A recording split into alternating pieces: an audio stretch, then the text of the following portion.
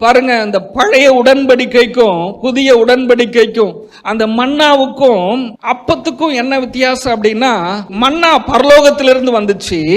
மன்னா உடல் பசியை தீர்க்கக்கூடியது, சரீரத்துக்கு வர பசிய அது தீர்க்கும். ஒரு நாளுக்கு தேவையான அளவு மட்டும்தான் கொடுக்கப்பட்டுச்சு. அந்த மன்னா ஒரு நாளுக்கு தேவையான அளவுக்கு கொடுக்கப்பட்டுச்சு. இஸ்ரவேல் ஜனங்கள் பூமியில அவங்க பிரயாணம் பண்ணும்போது அந்த மன்னா அவர்களை ஆதரித்தது. ஆனால் அவர்கள் மரணத்தை ஜெயிக்கவில்லை. மரணத்தை ஜெயிக்கல. அந்த மன்னாவை புசித்தவர்கள் மரணத்தின் மேல் ஜெயம் எடுக்கவில்லை, ஆசீர்வாதங்களை சுதந்தரிக்கவில்லை, வாக்குத்தத்தங்களை சுதந்தரிக்கவில்லை. ஆனால் அவருடைய புதிய உடன்படிக்கையின் அந்த ஜீவ அப்பத்தை புசித்த நீங்கள் மரணத்தை ஜெயித்தீர்கள்.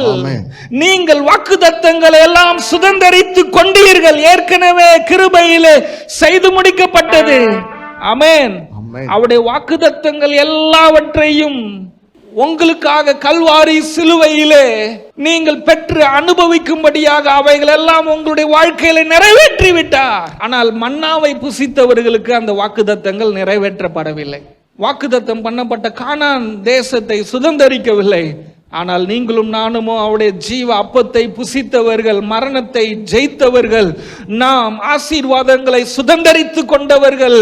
நாம் தேவன் நமக்கு என்னென்ன ஆசீர்வாதங்களை வச்சிருக்கிறாரோ அதுக்குள்ள போய் அதை பெற்று அனுபவிக்கிற பாக்கியத்தை, ஸ்லாக்கியத்தை பெற்றவர்கள் எத்தனை பேர் ஆமென் சொல்ல முடியும்? ஆமென்.